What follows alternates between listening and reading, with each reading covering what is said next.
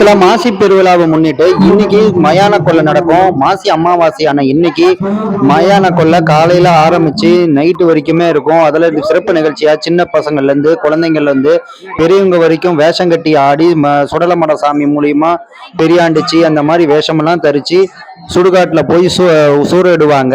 அந்த சூறையிட்டு அது இல்லாம அந்த காவுச்சோருக்காக நிறைய பேர் வருவாங்க, குழந்தை வரம் கேட்கறதுக்கு, கல்யாணம் ஆகணும்னு. அப்படிப்பட்ட நிகழ்வை நம்ம ஒரு வகையா ஒரே தொகுப்பா பார்க்கலாம். இன்னைக்கு இது சேலத்துல செவ்வாப்பேட்டையில நடந்த மயான கொள்ளை ஊர்வலம் தான். அந்த ஊர்வலத்துல நடக்கக்கூடிய விசேஷங்களும் அதுக்கேத்த மாதிரி இருக்கக்கூடிய முறை சடங்குகளையும் பத்தி பார்க்கலாம். இப்போ ஒவ்வொருத்தரா வேஷம் போட்டு ஒவ்வொரு முறையா ஒவ்வொரு ஊர்ல இருந்து ஒவ்வொரு தெருவுல இருந்தும் சுவாமியை கொண்டு வந்துட்டு இருக்காங்க. அப்படி வந்துட்டு இருக்கிறவங்க மேல சுவாமிக்கு காவு கொடுக்கற வகையில ஆடு கோழியை காவு கொடுக்குறாங்க. அதுக்கப்புறம் முன்னாடி பாத்தீங்கன்னா இது சுடுகாட்டு எண்பில்ல பாத்தீங்கன்னா அவங்களுக்குன்னு தேவைப்பட்டதை மூளையில வச்சு அந்த சாமிக்கு படைச்சு அதை அது கொடுக்கும் போது இருக்கிற குழந்தை பாக்கியம் இல்லாதவங்களுக்கு குழந்தை பாக்கியம் கிடைக்கதாகவும், அது மட்டும் இல்லாம கல்யாணம் ஆகாதவங்களுக்கு கல்யாணம் ஆகும், இந்த நோய் நொடி இருக்கிறவங்களுக்கு தீண்டு போகுங்கிறது இந்த சடங்கோட நம்பிக்கை. இது அப்படி உள்ள வரும்போது அவங்க பார்த்தீங்கன்னா இந்த காவுச்சோளக்காக மறைச்சு வச்சு செஞ்சு முடிச்சதுக்கு அப்புறம் எல்லாருக்கும் கொடுப்பாங்க. அதை வாங்கறதுக்கு எவ்வளவோ பேரு முந்தி அடிச்சுக்கிட்டு உனக்கு எனக்குன்னு இந்த சுடுகாட்டுல இன்னைக்கு நடக்கிற பூஜையில செய்வாங்க. அதுக்கப்புறம் நைட்டு பார்த்தீங்கன்னா சாமிக்கு கும்பகோரையில் பூஜை போடுவாங்க. அதை நம்ம யாரையும் பார்க்க விட மாட்டாங்க, அவங்க மட்டும் போட்டு அதை முடிப்பாங்க. அது முடிக்கிறது தான் இங்க இருக்கிறதுலயே ரொம்பவும் மும்முரமா நடக்கக்கூடியதா இருக்கும். சேலத்துல இது ரொம்பவும் பிரசித்தி பெற்று பெரிய விழாவா கொண்டாடப்படக்கூடியதுல இந்த மயான கொள்ளையும் ஒண்ணு. இந்த மயான கொள்ளைக்கு வரலாறு என்னன்னு பாத்தீங்கன்னா, ஒரு காலத்துல பாத்தீங்கன்னா சிவபெருமானுக்கும் 5 தலையாம், பிரம்மாவுக்கும் 5 தலையாம். அந்த 5 தலைய ஒன்னா இருக்கிறதுனால ஒரு காலத்துல கைலாயத்துல பார்வதி தாய் இருக்கும்போது வருவது சிவபெருமான் நினைச்சு கால விழ போனாங்களாம். அப்படி விழ போகும்போது வந்து பார்க்கும் போது அது பிரம்மதேவரா இருந்தாராம்.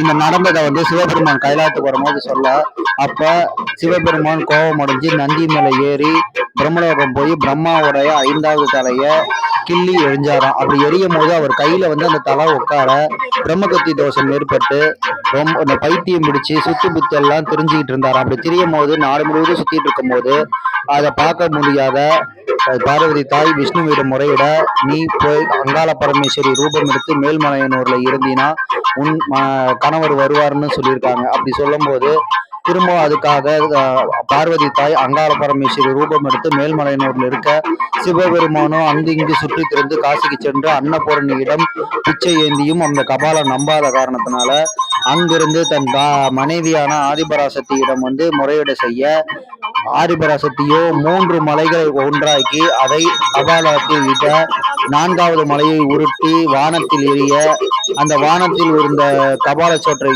எடுக்க அந்த கபாலம் மேலே போகும்போது ஈஸ்வரனை கூட்டிட்டு போய் அங்க இருக்கிற குளத்துல மறைச்சு வச்சிடுறாரு. அப்படி மறைச்சு வைக்கும் போது அந்த அம்மா இருக்கும்போது கபாலம் கைக்கு வரும்போது கையை மூடிடுறாரு ஈஸ்வரன். அது கீழே விழ அந்த கபாலத்தை ஆதிபராசக்தி ஒரு மயில் தோகை மாதிரி ஆட்டம் ஆடி அதை காலில் போட்டு மிதிச்சதாகவும் ஒரு வரலாறு சொல்லப்படுது. இப்படிப்பட்ட வரலாறு இங்கிருந்த பூசாரி சொல்ல அது நான் உங்ககிட்ட சொல்றேன். எனக்கா தெரிஞ்சது இல்லை, அவரு சொன்னதை நான் உங்களுக்கு சொல்றேன். ஆனா இது ஒரு கதை, ஒவ்வொருத்தரும் ஒவ்வொரு ஊர்ல ஒவ்வொரு மாதிரி சொல்லுவாங்க. எனக்கு தெரிஞ்சதை நான் உங்களுக்கு சொல்லியிருக்கேன். அதை நீங்க தப்பா இருந்தாலோ ரைட்டா இருந்தாலோ கமெண்ட் பாக்ஸ்ல கமெண்ட் பண்ணுங்க. எங்க ஊர்ல இதுதான் இப்படிதான் மயான கொள்ளை நடக்கும். உங்க ஊர்ல எப்படி நடக்குது என்னங்கிறத அதையும் கமெண்ட் பாக்ஸ்ல இருந்தா கமெண்ட் பாக்ஸ்ல கமெண்ட் பண்ணுங்க, நானும் பார்த்து தெரிஞ்சுக்கிறேன். வாங்க இன்னைக்கு பார்க்கலாம். இப்ப பாருங்க, ஆரத்தி காட்டி முடிச்ச உடனே இந்த சுவாமியை கும்பிட்டுட்டு மேல தூக்கி அந்த காவச்சோரை எறிவாங்க. அது எடுக்கிறதுக்கு எவ்வளவோ பேர் வருவாங்க பாருங்க.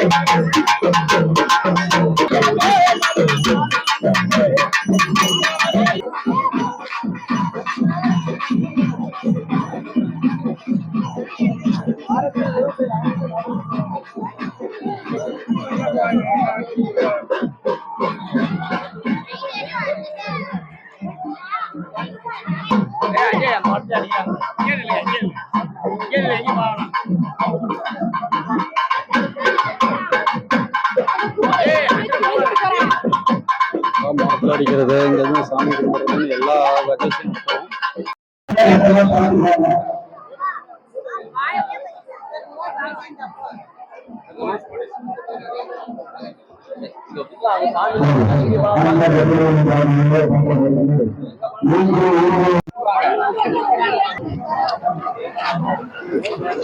இங்கதான் சாமி படுத்துக்கிறாங்க. படுத்து சாமி தாண்டிட்டு போனா ரொம்ப நல்லதுங்க.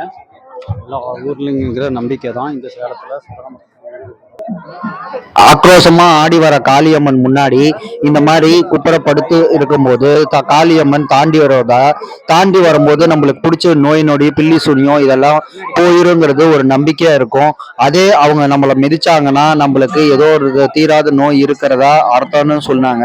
அப்படி தாண்டி போகும்போது அது நல்லது நடக்குங்கிறதால இங்க வந்த எல்லா பக்தர்களுமே பார்த்தீங்கன்னா படுத்திருப்பாங்க. அவங்கள தாண்டி சுவாமி வந்து அந்தான போவோம். இந்த குழந்தை பார்த்தீங்கன்னா திறம்பெடுத்து ஆடின ஆட்டம் என்ன அந்த அளவுக்கு ஆக்ரோஷத்தை வெளிப்படுத்தினாங்க. அவங்களுக்கு அந்த காவு கொடுக்குற விதமா ஆடு கோழிகளை பலி கொடுப்பாங்க. அந்த பலி கொடுத்து அதை அங்கேயே தூக்கி எரிஞ்சிருவாங்களே ஒழிய வேற எங்கேயும் எடுத்துட்டும் போக மாட்டாங்க. இப்படி வர்றதை பார்த்தீங்கன்னா இன்னைக்கு ஒரு கோலாகலமா இங்க நடந்தது. காலையில இங்க நடக்கலைங்க, மற்ற வெயில்ல நடக்கும். ஒவ்வொரு ஊர்லயும் ஒவ்வொரு பிரசித்தி பெற்ற மாதிரி மயான கொலை நடக்கும். சேலத்துல இந்த மாதிரி தான் மயான கொலை நடக்கும். இப்படி நடக்கிறது எங்களுக்கு ரொம்ப கோலாகலமா இருந்து இது 3வது நாள் பண்டிகையா வந்து இன்னும் சிறப்பு இருப்பாங்க. இன்னைக்கு நைட்டு இதுக்கு வந்து காவச்சோறு இடும்போது தான் இன்னமும் சூப்பரா இருக்கும். சுடலமடனுக்கு காவச்சோறு கொடுக்குற மாதிரி அத்தனை தெய்வங்களும் ஒரு சேர வந்து நிற்கும். பார்க்கலாம். நீங்க அது மாதிரி செவ்வாய்ப்பேட்டையில நடக்கும், ஜான்சன் பேட்டையில நடக்கும். அதுக்கப்புறம் பார்த்தீங்கன்னா பொன்னம்மாப்பேட்டை அம்மாப்பேட்டை பக்கம்லாம் ஒவ்வொரு மாதிரி ஒவ்வொரு முறையில நடக்கக்கூடிய மயான கொள்ள ஊர்வலம் தான் இங்க ஒரு மாதிரி நடக்கும். அதையும் பாருங்க.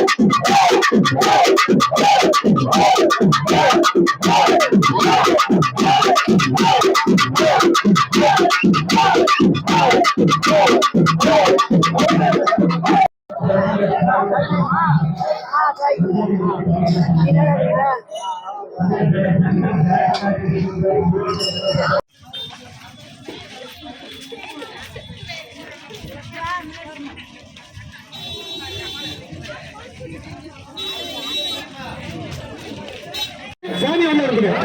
சாமி உள்ள போலாம். கபட்ட மேல எல்லாம் இப்படியே வந்துடணும். கபட்ட மேலத்துக்கு உள்ள அளவு இல்லை. ஒத்துழைப்பு கொடுக்கணும். யாரும் ஆர்குமெண்ட் பண்ணக்கூடாது. காவல்துறை ஆர்குமெண்டே இருக்கக்கூடாது. அப்பதான் இந்த விழா சிறப்பாக விழா நடக்கும். ஒத்துழைப்பு கொடுத்தீங்கன்னா இந்த விழா சிறப்பா இருக்கும்.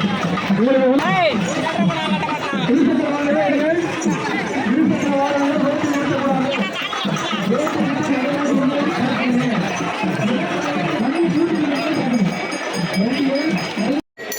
சேலம் செவ்வாப்பேட்டையோட மயான கொள்ளை கொஞ்சம் வெகு விமர்சையாக நடந்துட்டு இருக்குது.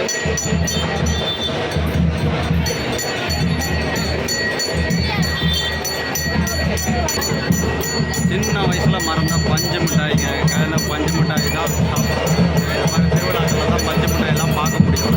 திருவிழா காலங்களில் மட்டுமே கிடைக்கக்கூடிய ஜவ்வு மிட்டாய்னு சொல்லிட்டு இது கிடைக்குது. இதுக்கப்புறம் பார்த்தீங்கன்னா ஆர்வம் வச்சிருக்காங்க. அங்கே அவங்க மரம் சுடலையும் இது காட்சியாக இருக்கும். இந்த இடமும் செவ்வாய்ப்பேட்டையிலே தான் இருக்குது.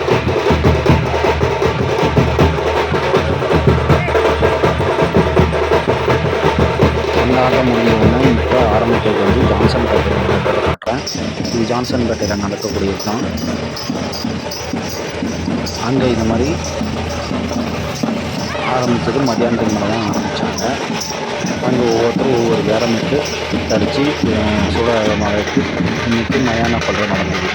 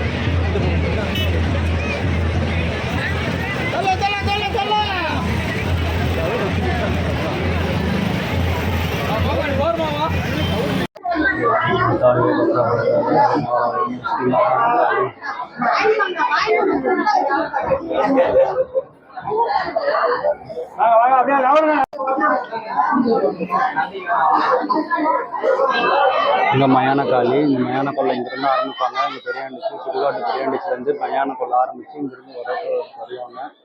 இங்கேருந்து தான் பக்கத்தில் போவாங்க.